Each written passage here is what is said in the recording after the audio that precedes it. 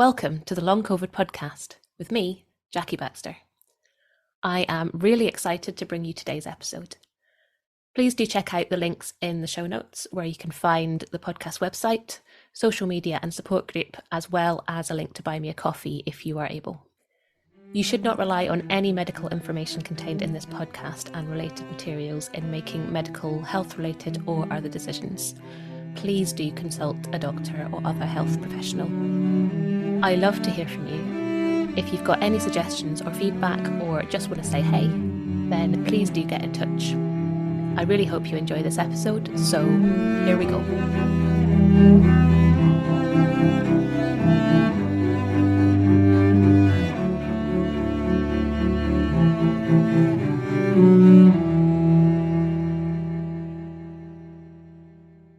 Hello and welcome to this episode of the Long COVID podcast. I'm really excited today to introduce my guest, Dr Alison Twycross, who has been using her experiences of long COVID to help campaign for better working conditions for others suffering, amongst other things. So welcome to the podcast. Thank you. And I'm very excited to be part of this podcast today. So thank you for inviting me.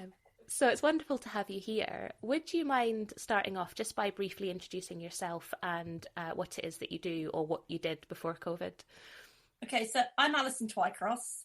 I'm a registered nurse and I've been living with long COVID since March 2020. And I've got loads of ongoing symptoms. But the ones that bother me most are the cognitive dysfunction and the fatigue, because they stop me doing some of the things I would normally have done. So I've been a nurse for probably the best part of 40 years. My employment history over the last few years is a saga in itself. So at the end of January 2019, I got sent home by occupational health from my job in London. And I never went back. I was a deputy dean and professor of children's nursing. And after being off sick for 8 months, I took severance and decided to go self-employed for a bit and be a consultant in nursing education and research. The first bit of freelance work I got was with the Open University, and they were also advertising a senior lecturer in children and young people's nursing. And I thought, I quite fancy that. I quite fancy going back to children's nursing. So I started there on the 1st of February 2020 and carried on doing the work I'd been doing as a consultant, really, to get them ready for validation for their new pre-registration nursing course. We had validation on something like the 9th and 10th of March. I decided after that I'd work from home because I was in the clinically vulnerable group. And then 2 days later, I developed COVID symptoms. And I did manage to work from home for about a week to 10 days. And then I crashed spectacularly and have been off sick ever since. And the role there is about reading, writing and editing, which are all the things I find really hard now. And so on the 1st of February, I handed in my notice and I'm currently working my 6 months notice period. So I'll be back to being self-employed at the end of July. And because I'd been on no pay for about a year, I took my teacher's pension early on my 56th birthday last summer. So that gave me the freedom to hand my notice in and not worry about the future. It's actually less scary than when I left my job in London, because at least we have financial security. And I also edit evidence-based nursing. I'm editor-in-chief, and I've done that since August 2010, which is about making the research evidence available for nurses and midwives a little bit more accessible. And I've managed to use my role as editor-in-chief to promote research about long COVID and long COVID nurses and midwives and things like that. I have told them to stop if I'm exploiting my role too much. And I guess over the last 25 years, I've also been involved in various roles at the Royal College of Nursing, not so much in the last 10 years, but all the things I've done, including editing one of the primary textbooks on children's pain management worldwide mean that I've got an extensive network of contacts across the UK, across all 4 nations, and internationally. And one of the things that is really helpful to me in trying to promote long COVID nurses and midwives UK is that network, because I can get our voice heard where maybe others couldn't. Yeah, that's fascinating. So it sounds like you've had a hugely varied sort of career in all sorts of different ways. So that's really awesome. Yeah, I've had a very exciting career and had lots of different opportunities. But I think, I mean, you mentioned about the financial security. I think that's quite a big thing, isn't it? Because, it is. You know, financial worry on top of all the other worry. And we all know that stress makes symptoms worse. So I'm really glad that that's at least something you don't have to worry about. You know, and I do feel really blessed that I don't have a mortgage because I paid it off when I moved out of London. And albeit a smaller pension than I expected, I have a good pension. So that is a real blessing. Because we couldn't have lived on my partner's state pension. I don't know how anyone does, even with extensive cutbacks. Yeah, it is. It's insane, isn't it? So you mentioned that you got ill early March with COVID. So I think that was certainly around about the same time that I did, and I think a lot of other people as well. But, you know, we thought we were okay at that point, didn't we? Because the number of cases in the UK the reported cases were so low. So I guess it was maybe a bit of a surprise. Yeah, I think I'm glad I didn't know I'd still be ill 25 or 26 months down the line. I remember thinking, oh, well, I'm in the clinically extremely vulnerable group. This is going to get it out of the way. I did spend 3 weeks in bed after I crashed, and I just never really got better. And I remember Googling in April 2020, fatigue post-COVID, and there was nothing. You know, there's always something in Google, isn't there? But there was nothing. And like, my father's a retired physician, and he kept saying to me, oh yeah, you'll be get a 2-week sick line, you'll be fine. And then it just kind of carried on. And eventually I started getting 2-month sick notes because you're just not getting better. So I'm sure you, like me, feel a little bit better than you did 2 years ago. But I need reminding about how much more I can do. But I'm nowhere near the woman who could commute into London or could work for 10 or 12 hours a day. And I think that's really hard for people to understand if they haven't had long COVID themselves, because we look okay. Yes, that is the problem with people call them invisible diseases, don't they? Yeah. And it's that kind of, yeah, you can look okay, but that's because nobody sees you on your bad days as well. You know, fatigue is not particularly visible anyway. And then, yeah, when you're feeling too fatigued to do anything, then you're crashed out on your sofa, aren't you? So nobody sees you. Yeah. You're absolutely right, though. People who haven't experienced it find it very difficult to understand. You know, you said about having Googled COVID fatigue, and it sounds like maybe you had a similar experience to me where you thought it was just you that wasn't getting better. You know, I got COVID at the beginning of the pandemic and thought, well, I should be fine. I was told I would be fine, and then I wasn't. And nobody else seemed to be not okay. Everyone else was fine. And then, you know, it wasn't until maybe a month or so later when you started hearing more stories about people not recovering, I think, and support groups started popping up. Well, I think long COVID support, Claire Hasty set it up on the 2nd of May. And I think there was a group on Slack from America that Fiona somebody or other. Yeah, it was Fiona Lowenstein, wasn't it? Yeah. I mean, I was aware of post-viral issues. I got COVID on the day the government stopped testing, and I think it was across the UK at that point, not just England. So I hadn't had a positive test. So yeah, it took me a long while to get long COVID, or whatever, post-acute, whatever they call it, on my sick note. Yeah, totally. I mean, you were maybe more aware of post-viral issues in general than most people were, I guess, because of your sort of medical background, I guess. But yeah, for me, it wasn't something I was really that aware of. And I guess if I had been, I maybe would have been more sensible about not trying to do too much at the start. But you know, we didn't know 2 years ago that stop, pace, rest, or stop, rest, pace, whichever one it is, was important. So yeah, people were going, oh, you need to increase your steps. And I'd be walking around the garden, little midget steps, because I couldn't do any others, to try and increase my my step count. And my partner fractured his pelvis the first time he went out on his bike at the end of May. And like, he was in hospital for a couple of days and non-weight bearing. So like, I had to do everything. And so really went into survival mode at that point. And my nieces and nephews thought it was hilarious because they claim I've never cooked them a meal. And I had to send them pictures of what I'd cooked, which was microwave meals. Thank you, Mr. Tesco's delivery. But yeah, you just have to do it.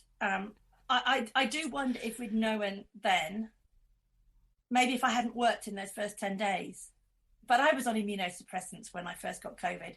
So I think I was almost inevitably going to end up with long COVID with what we know now. Yeah, we'll just never know, will we? You know, I do this all the time. You know, what if, you know, oh, I shouldn't have done that. I should have done that. You know, why didn't I know this at the time? Well, because we didn't know. And there's no point looking back and beating yourself up about it, is there really? Because what can you do about it? We were in the middle of the first UK national lockdown. So like, even though my parents only lived 20 minutes away, they couldn't really come and help. Nor could my brothers really, because they also live fairly nearby. So you just had to cope. We'll be right back. I'm interrupting myself for a second to tell you about long COVID breathing. The fabulous Vicky Jones and I have teamed up to bring you long COVID breathing. We are both passionate about sharing our expertise and experience of the breath and how incredibly helpful that can be with long COVID. We've worked together to develop a course that is specifically tailored to those with long COVID.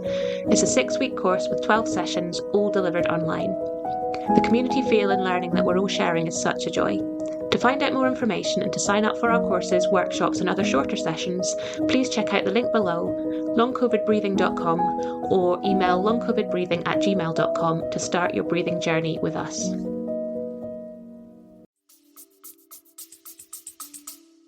Yes, yeah, absolutely. Yeah, it is hard to kind of remember, isn't it, how, you know, lockdown restrictions, you know, you literally couldn't go anywhere. And, you know, you and I couldn't anyway because we were too ill to. But, yeah, it was definitely strange times. So you said that things are improved a little now. Has that just gradually sort of happened over time? Yeah, I think so. And I think because I'd only just started my job, I felt really embarrassed about being off work. That kind of went after about 18 months because you just kind of accept it. But I tried to get back to work. So I think it was the beginning of June. So it was after David had fractured his pelvis, when I was in survival mode. I said to my boss, I'm going to do 2 hours on Monday, 2 on Tuesday, and 2 on Thursday. And actually that really, I did 2 hours on Monday and felt really ill. And I had a paper I needed to edit that I was working on with a colleague in Birmingham. She was a friend as well, so I didn't want to let her down. And the nausea and the headaches just came back with a vengeance. So I persevered, and the nausea and headaches were always worse in the middle of the night. I slept with a bucket under the bed for a year. I never needed it, but if David took it away, I panicked. I mean, I suspect I had hypoxia and didn't know it, because we didn't know then that there was this silent hypoxia. So that exacerbated my symptoms. I remember a month later when Amelia had done the final amendments and we had to upload the paper, just uploading a paper onto the website, that also caused an exacerbation of my symptoms.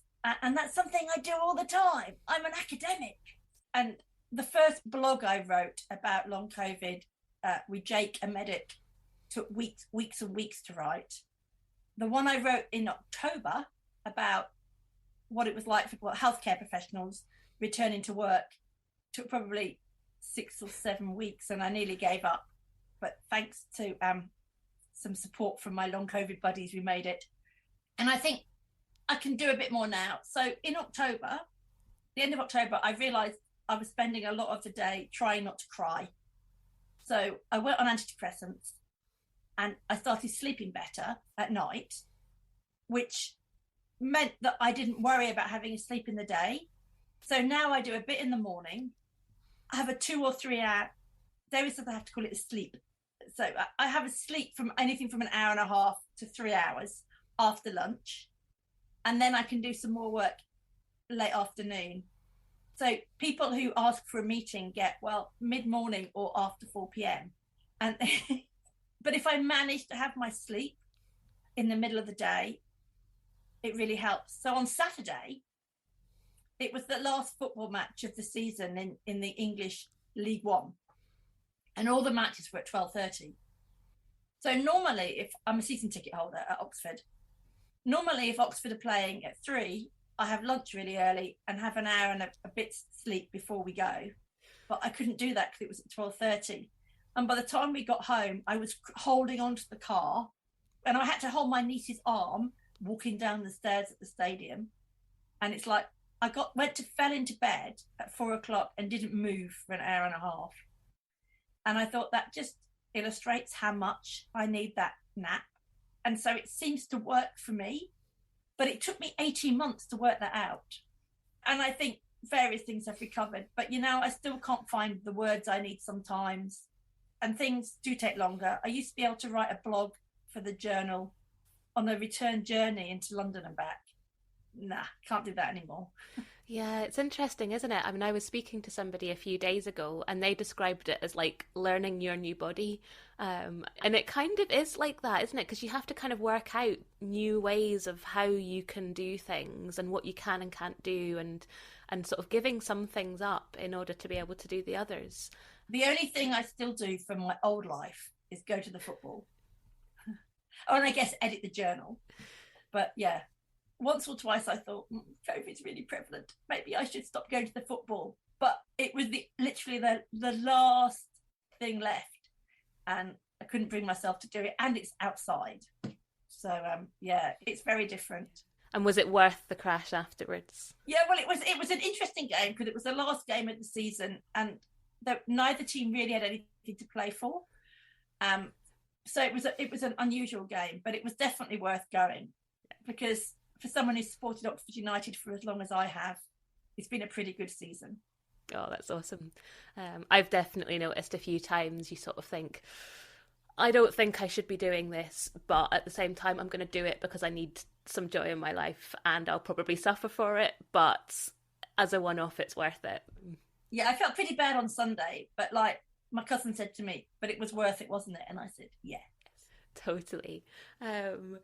But you've mentioned a little bit about some of the work you've been doing with, let me get this right, Long COVID Nurses and Midwives UK, which has a catchy acronym as well. So when did this get set up and I guess what was the inspiration behind it?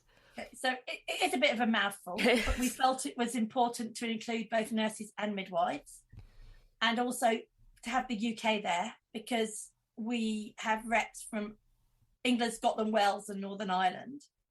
So that's why it's UK.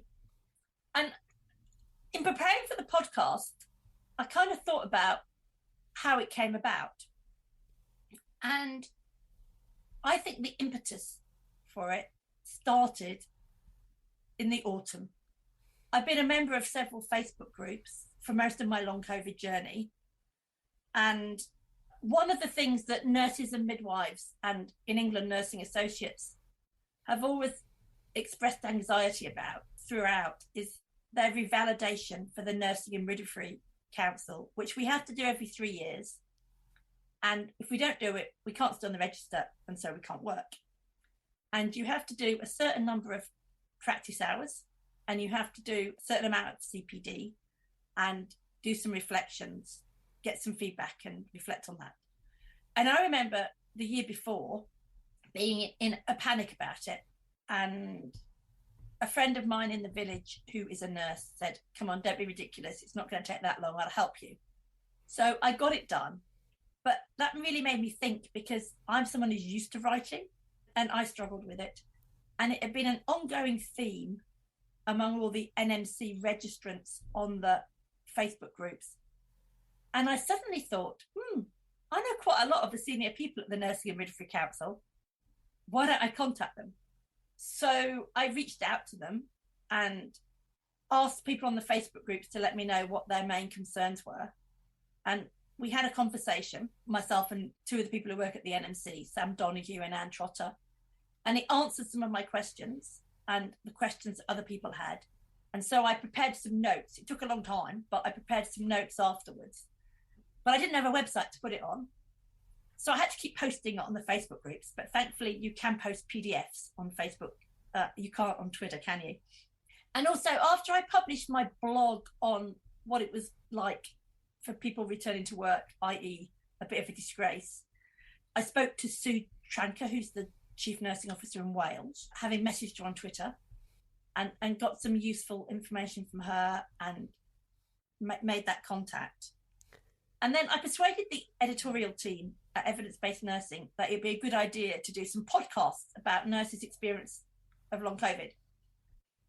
And so in December 2021, I started reaching out to people, nurses and midwives, who were on social media, mainly on Twitter, and saying, look, I'll be in touch in January, but would you like to be part of a podcast? And I was hearing more and more horror stories about how people were being treated.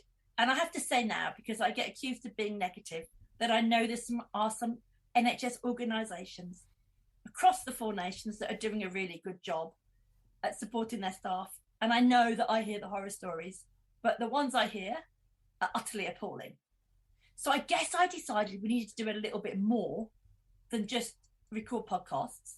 And I decided to set up a Twitter list, which probably wasn't much help looking back, but the response to setting up a nurses and midwives with long COVID Twitter list was overwhelming. And so I thought, okay, there's a real need here. So on the 28th of January this year, we had our first meeting, Long COVID Nurses and Midwives UK's first meeting via Zoom. And I guess the rest is history. But we're a group of people with long COVID. Interestingly, most of us caught COVID in March or April 2020, but not all of us. And we're keen to make sure that nurses and midwives in the NHS in particular get treated properly and fairly, rather than the way some of them are being treated. Yes, absolutely. I mean, I think we have to remember as well that a lot of these people were people that were literally putting their lives on the line. You know, we were standing outside our houses clapping for them, weren't we? Yeah. I mean, it's ironic.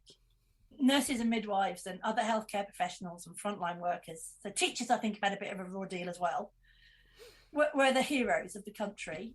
And many moved out of their homes. I don't like using acronyms, but I don't know, it might be the right word, but like using words that suggest it was a fight, but it was. They were fighting on the front line in dreadful situations without adequate PPE. Many died, but more got long COVID. And so the people who died, some of them got compensation, their families, not very much, but, and I'm not saying that makes it okay that people died, but the people that are left behind with long COVID that has changed their life completely are left struggling and having to fight for their employment rights. HR and managers don't really understand the relapsing, remitting nature of long COVID. Neither do their colleagues. And why is long COVID different from other long-term illnesses? Well, people got it at work without adequate PPE. And I believe there is evidence beyond reasonable doubt that many employers didn't adhere to what they should have done under the health and safety at work legislation. And a lot of employers appear to be denying that they had anything to do with it because they say they were following government guidelines at the time. But there's guidelines, then there's health and safety legislation. And we need some case law, but I think it's huge. And if you've got long COVID and you've got cognitive dysfunction and fatigue and many other symptoms, it's really hard to fight for yourself.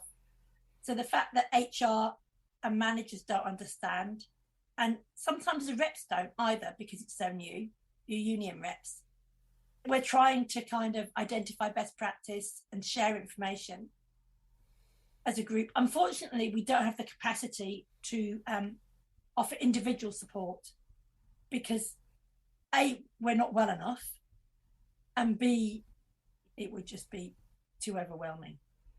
We wish we could, and we feel really bad when we can't. But we feel that doing the lobbying at a national level and making sure that nurses and midwives' voices are heard at all levels is more important, and what we're about. We'll be right back. Hey there, I'm just jumping in for a second to see if you're enjoying this episode.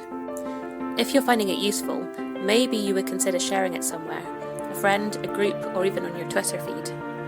If everyone was able to share just once, we'd be able to get this information out to even more people who really, really need it. So please consider sharing somewhere if you possibly can. I hope you enjoy the episode, and thank you so much.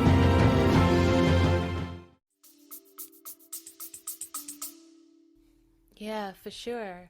I mean, you mentioned earlier that, post-viral fatigue or post-viral illness, it's obviously much wider spread with long COVID and all happening at the same time, but it's not new either. Things like ME have been around for so long, haven't they?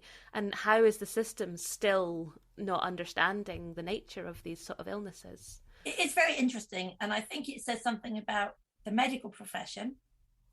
If they don't understand something and they can't cure it, finding it really hard. And I'm not sure that nurses either and other healthcare professionals as a whole can cope with something where there isn't an answer. But people used to think multiple sclerosis, MS, was in the head until MRI scans were invented. So we really should learn from history. And the other thing is the government should have known there was going to be long COVID because it was a SARS virus, and there is plenty of evidence that the SARS, I don't know if it was a pandemic, but the last SARS virus is still causing problems for people. There's some papers out of Toronto, and people still have long-term issues. So they should have known. I spoke to my MP last week and said, long COVID appears to be missing from the government's dialogue and decision-making. Now, he said he had heard about it, talked about on at least a couple of occasions, but they just seem to forget about it. And it's almost like living with long COVID means forgetting about long COVID and it will go away. But the number of people affected, and I think it was 1.7 million in the April data from the Office for National Statistics. And some of those children, which is interesting to me as a former professor of children's nursing, but we've got huge gaps in the workforce, and nursing in particular started out of a huge deficit. And we reckon there are around 10,000 registered nurses in NHS England with long COVID. And that's just in NHS England, but there's no real data by profession. So we really need to count long COVID better so that we can then target interventions probably. Yeah, I mean, you mentioned, that's obviously a huge number, and, that's only going to get more, isn't it? With more infections, more widespread among, everybody at the moment, and the bucket is filling up. It is, and that's just registered nurses, so it doesn't take into account other members of the nursing and midwifery workforce, physios, OTs, medics. Interestingly, nurses do appear to get long COVID significantly more than medics. And we think that is because of the prolonged contact they have with patients. And so they're getting a greater viral load. Teachers are fast catching us up, and I'm suspecting that teachers are getting a pretty good viral load in school because of the lack of protections as well. Yes, yeah, and the sheer volume of people, I guess, as well in a school, isn't it? Yeah. Sort of prolonged exposure of thousands. So what are you involved with sort of at the moment as a group? Well, I'm constantly amazed by how a group of nurses and midwives with long COVID, how much we have achieved since the 28th of January. And I mentioned before that one of the things we wanted to do was give nurses and midwives with long COVID a voice. And I think we've done that. And we've done it at all levels within the UK and across the 4 countries. We started off by developing a presence on social media. And I was amazed at how quickly our Twitter account grew followers. And Kerry Davis is the lead for social media, but she's aided and abetted by many of the other members. And so we had a Twitter account, and then they persuaded me that having an Instagram account was a good idea, although I detest Instagram. It does my head in. And I think last week or the week before, we set up a Facebook page, and all of us are involved in promoting our activities on all those social media platforms. Yesterday evening, we launched a Twibon that you can add to your social media profiles. And about a month ago we launched a website where we're bringing together information to help people in one place. Now, there's more information written than is on the website because we're people with long COVID. And so it takes us a while to get the information on there.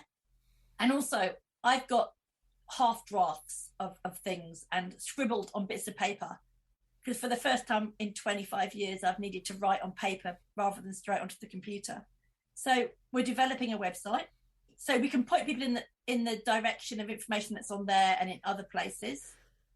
We haven't set up our own Facebook group because we felt they were enough out there already, and we didn't have the capacity to manage one. We feel we've been successful in lobbying in a couple of key areas in conjunction with other long COVID groups and other people. So in the middle of February, NHS England suddenly, their guidance for supporting people with long COVID disappeared from the website and was relaunched. And we were a bit perplexed when we started looking for the guidance from the beginning of February. And what had happened was that because of an outcry on social media and with campaign groups, they removed the sentence or two that said that people with long COVID could be dismissed if they'd been off sick for a certain length of time. I developed quite a lot of slides that we could use on Twitter, and I was kind of churning those out, and people were being outraged about how nurses and midwives were being treated. So I think that was partly because of us. I also think we might have been instrumental in the last minute reprieve for NHS staff in Wales in relation to going on to half pay. Now, it wasn't due to us alone. There were people in the Welsh Assembly, the Senedd, that were lobbying hard, particularly some members of Plaid Cymru. But on the 1st of April, all NHS staff who've been off sick with long COVID for a year were meant to be going on to half pay. And there was a U-turn or a reprieve given on the afternoon of the 1st of April, where they're staying on full pay until the end of June. So it's only a reprieve, but we think that's great.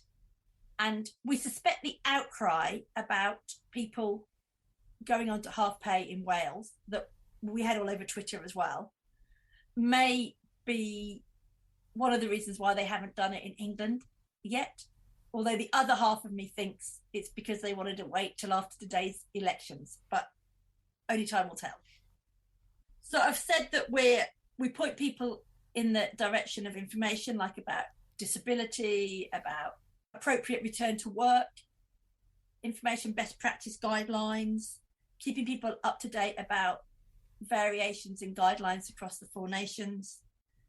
One of the things we did was we conducted a survey with evidence-based nursing for registered nurses and midwives in England, because we were hearing all these horror stories on Facebook groups, and people were emailing me and messaging me to tell me about it, of staff being threatened with dismissal, being dismissed, going on half pay, going on no pay. So it seemed to be mostly an issue in England because the guidance is guidance, and the 240 entities that make up NHS England don't have to follow them. I wish NHS England would take a harder line, but they say that it's up to individual trusts and organisations. So we wanted to find out a bit of data.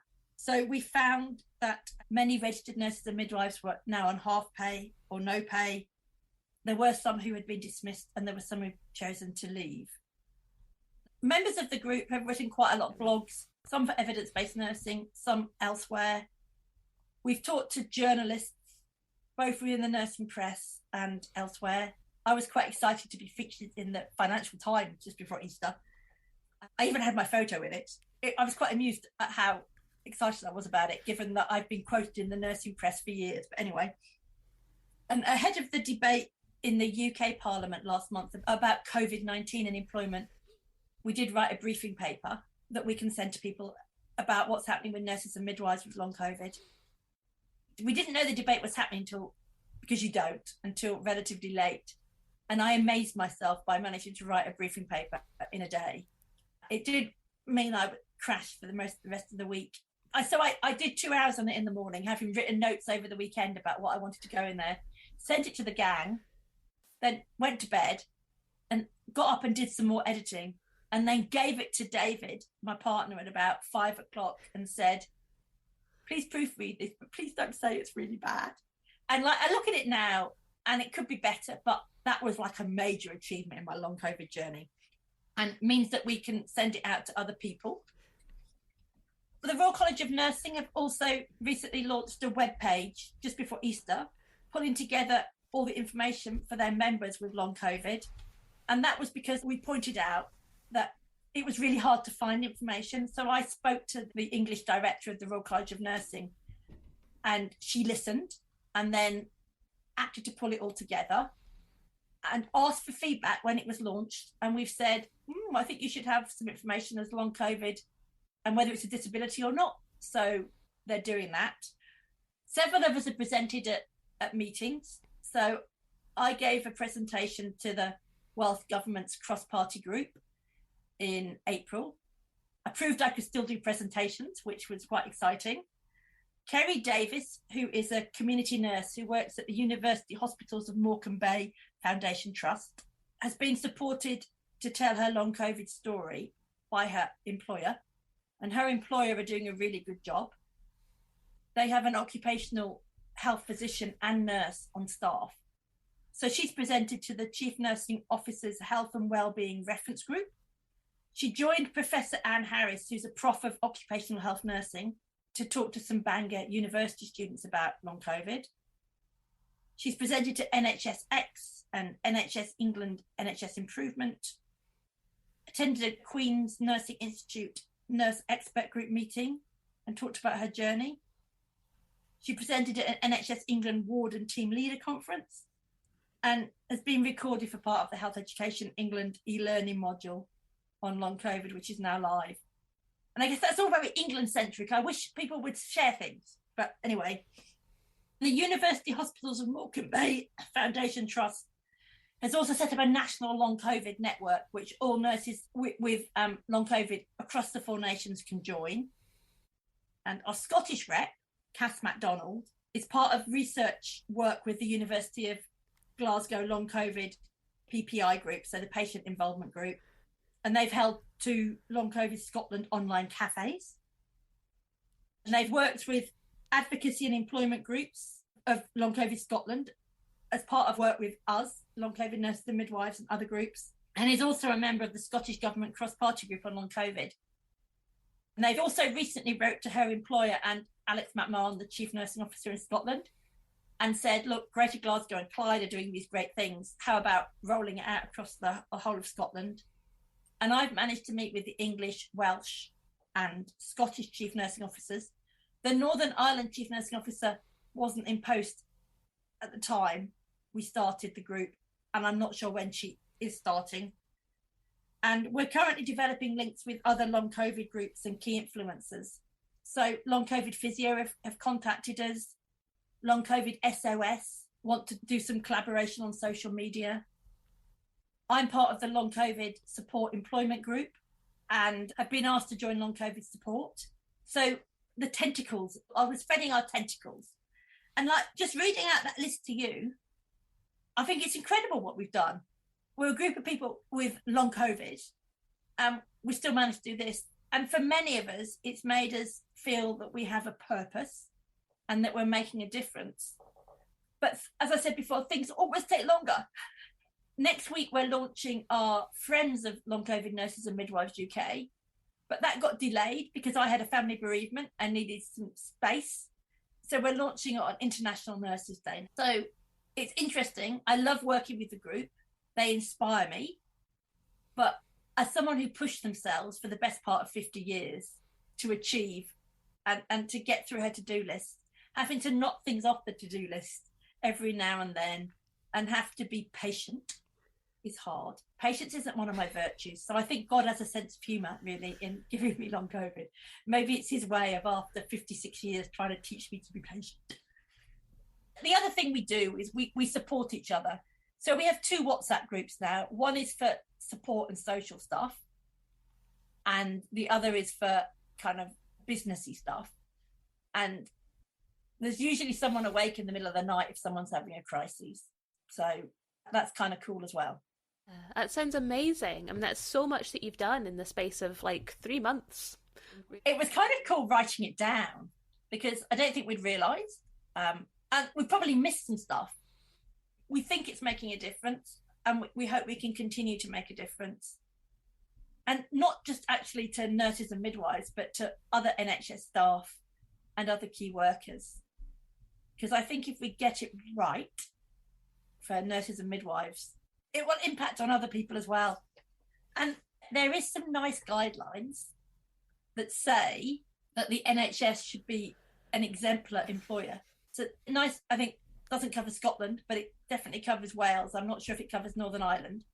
And I think they are falling short in many cases. What I'm seeing is that there are 2 types of employers out there in relation to long COVID. There's one group that are kind of focusing in what I see as very short-term goals, and they're worrying about their balance in the books, meeting government targets, many of which I consider ridiculous, and they see people as a bother. Now, I know, as a former senior manager, albeit in the university rather than in the NHS, that managing people properly is hard work and takes an emotional toll on you as well as the people that you are managing and supporting.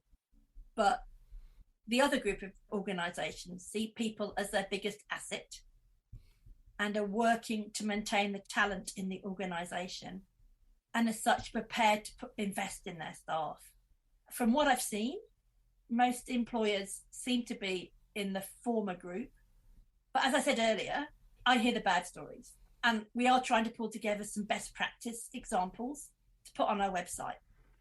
What seems to be happening now is, since NHS England took the statement about dismissing staff who've been off for a long period of time with long COVID, I think it was 12 months, but I'm not sure, which is why I'm being vague. Employers are now focusing on ill health retirement, because I think in the guidelines for all 4 countries, it says that ill health retirement is an option to be considered.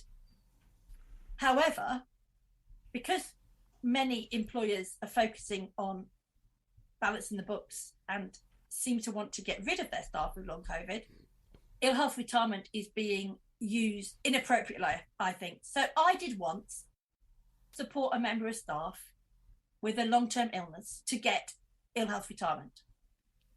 And the option at that point was, if you didn't get ill health retirement, we'd be using the sickness capability procedure. However, she had had 2 really long periods of sickness in the past and had reasonable adjustments put in place to try and help her cope, and it hadn't worked. So it was appropriate. And we worked really hard and got all the evidence we needed, and she got her full pension, like bumped up. But it was hard for both of us, but we did it. But what I'm seeing is NHS HR advisors and managers thinking that this is a way to get rid of people. I'm told that in some trusts, if you apply for ill health retirement, they see that as you admitting that you're not fit, and they start the sickness capability procedure.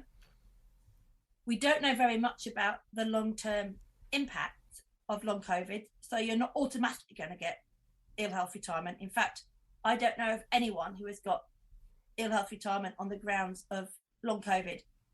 A few people have, if they've got other illnesses.